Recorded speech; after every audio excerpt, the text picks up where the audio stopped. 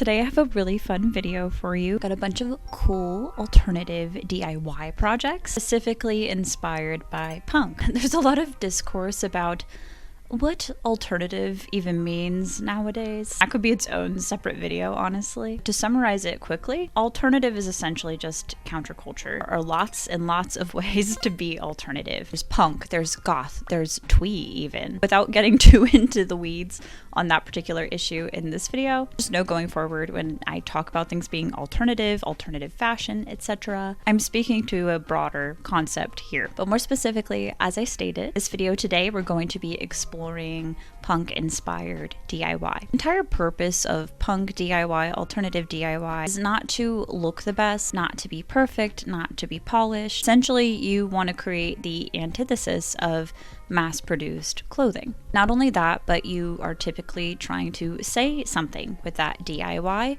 or express yourself in some kind of way. The punk and alternative DIY could include pins and buttons, patches that you made yourself, writing your political views on your t-shirt, decorating your pants full of bands you like, covering your bags with cool trinkets and mementos. Sort of DIY style has a raw feeling to it. Like I said, it's not perfect, it's not polished, and it doesn't want to be. Clothing upcycles, clothing DIY, it's honestly not the most intuitive process for me. A friend recently showed me how to use a sewing machine for the first time last week, and I'm capable of hand sewing, so when I say I'm a novice, I really genuinely mean that. That doesn't stop me from trying and having fun with it, because I think creating is all about the process anyways and a lot less about the final result. I have a variety of DIY videos on this channel if you would like to check those out, but today specifically in this video I have made 4 different tops along with some cool accessories. So I'll stop yapping so we can get into that, but of course I wanted to contextualize things a little bit before we begin. I also added a ton of songs to the YouTube playlist, which will be linked below. I added a ton of music on there, of course all stemming from the punk genre. Some classic punk on there, some covers, some fun modern stuff, noise, garage, a little bit of pop punk on there. If you're new here, I've just been kind of adding onto this playlist gradually. I occasionally incorporate it in videos, but since we're talking punk, alternative, I thought this would be another good opportunity to update that playlist. Let's get into the projects. As I stated in the intro, I have a total of 4 tops, as well as 3 accessories that I will be working on throughout this video, but the first section of this will mostly be focusing on the tops. I began by ironing letters out, putting together phrases and messages, forms of expression I wanted to put on the clothing. I laid a thin piece of t-shirt or, some kind of material, a rag, a tea towel, something like that works, and I began ironing the letters. I did make a mistake with the yellow letters in particular, and I forgot to flip the garment inside out and iron it that way. That helps everything seal properly.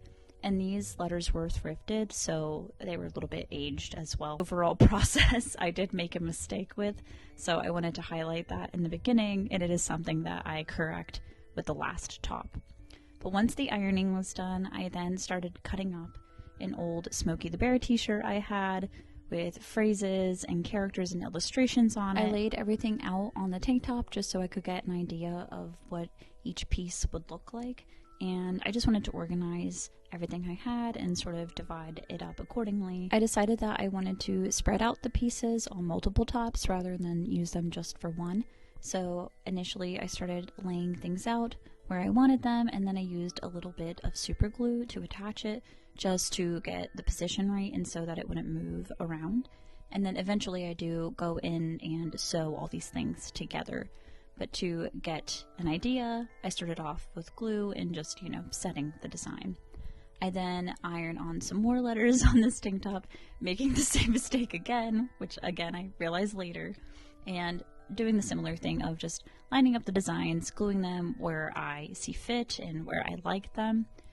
The letters that did peel up or rip off or become damaged, I filled in those negative spaces and empty gaps and tears with things like safety pins, and certain letters that were loose, I again attached them with super glue. You can read the labels on the glue, but a lot of them are actually waterproof and washing friendly, so all of this can be washed. For this process, I began stamping onto the tops, and this was really experimental. I wasn't sure what was going to stay, what was going to wash away, and that didn't matter to me so much. I was just kind of, experimenting to see what kind of effect I would get later on. Again, I glued this flower on at the top to get that positioning, and eventually I do go in and sew that down as well. I began doodling on the tank top here with some fabric markers, which will be safe to wash and will stay, so there's no worries about that. Again, I continued playing around with the stamps and doodling on the top. I just kind of freehanded, drew around, filled in some of the shapes and colors. I didn't really have a specific plan in mind. I was just playing around. I then decided I wanted to add some more texture and colors, so I sewed some buttons into the design as well. And I just continued working on that, which was a little bit time consuming, and this was great practice for me because I want to learn to sew buttons better, which I'm, learning is its own skill, definitely. So here, as you can see, I am continuing to sew buttons. On the bad luck tee, I wanted to create sort of an armor effect. I gathered a bunch of buttons that I liked the color and texture of and sort of clustered them together to create the look of armor and metal and hardware. I then added some on the collar as well, and then I decided that the shirt was a bit plain still and I wanted to draw something on it. So to start, I put in like a piece of plastic. You can use whatever, like cardboard, something like that, just so the marker doesn't bleed through to the other side. And when you're painting clothes, this is a good thing to do as well. Just make sure that the colors don't bleed through, which is likely to happen, especially if you use acrylic paint. I decided I wanted to draw a sword on the t-shirt, so I got a ruler just to make sure my lines were as straight as possible. But overall, I was going for a hand-drawn, rough sort of look. I didn't want it to be absolutely pristine. The colors I went with actually kind of remind me of Finn's Sword in Adventure Time, so I thought that was fun. And I added a little bit of blood on the t-shirt as well, just for an extra little fun detail. For the last and final top, I used letters that I got at Michael's. They were having a really good sale, so I picked up a bunch of them.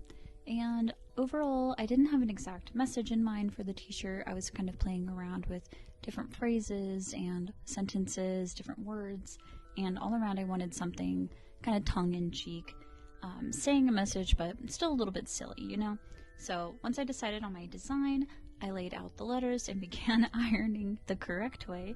As you can see, I remembered to flip the shirt inside out this time, and it made the process so much easier. So do not forget that step, as I did earlier. But still, I think it resulted in some interesting design choices, and so I'm kind of happy with, the mistakes in those earlier pieces. But here is the phrase, and as you can see, it was super, super easy and overall a pretty quick process. I felt like the shirt needed a little bit more, so I decided that I wanted to paint a design on the back. I started with fabric medium, of course, and then mixed in some white paint and a little bit of black as well, just to get some various shading options, and I decided to go with angel wings. I just love them visually, and so I thought that would be a fun design to incorporate, and it's kind of common in a lot of alternative and punk aesthetics to do wings with paint or safety pins, so I was kind of playing off that reference as well. And then I went in with some fabric markers and shaded and added some texture and details just so the wings are a little bit more clear and legible, and it adds a little bit of color as well.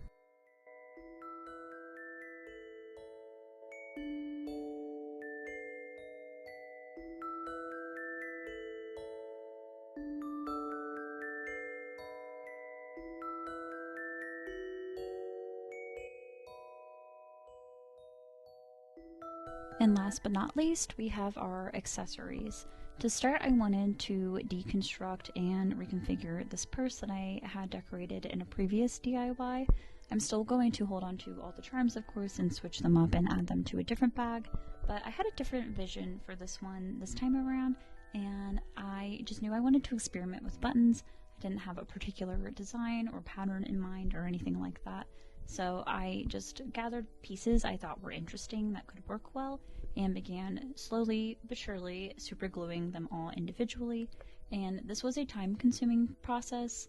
It's, not a difficult one, but of course you have to place things, wait for them to dry, and then continue and work out in different areas. So I simply repeated that process until I was satisfied with it visually. And then to finish off the purse, I added a flower in the middle, kind of played around with the symmetry in the design of the original purse, added a few more touches, and then I was finally finished. I did forget to get a clear before image of this headband, which again was another DIY that I had already done in a previous video, which, as I mentioned again, all of those videos will be linked in the description.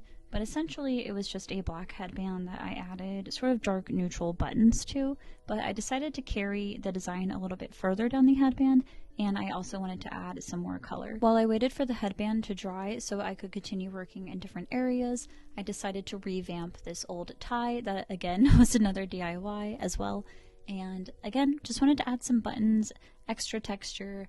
I thought some of the negative space could be played with a little bit more, so I took some of those buttons from the pile that I had and just sort of worked within a similar color palette, like blues, purples, very dark shades, and played around with the beading in colors that were already on the tie, and I think it turned out really cool. I think just those extra little touches really brings it to life and just makes it that much more fun to look at.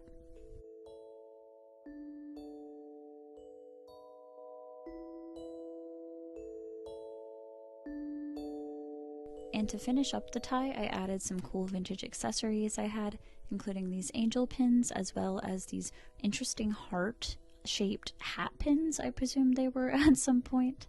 And here we are with the final results, all the finished projects. I'm pretty happy with how everything turned out. Like I said, we were trying new things, learning new skills, so all around I think I did learn a lot, and I ended up with some pieces and accessories that I really like and I'm excited to style for you guys and, you know, for myself, of course. I think that I incorporated mostly materials I already had, which I was really happy with. All around, I think this was a really good creative exercise. It helped me use things that I already had, develop some skill sets, and of course use my imagination to revamp my wardrobe a little bit for a very low cost.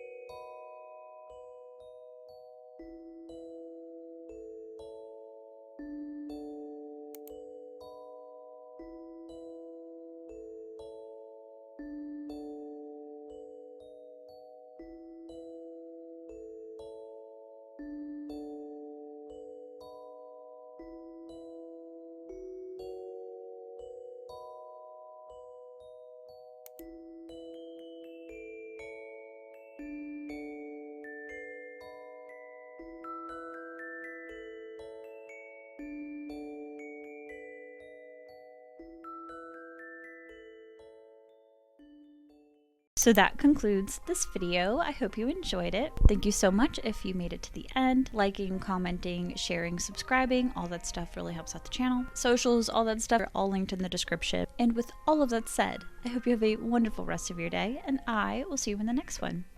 Bye!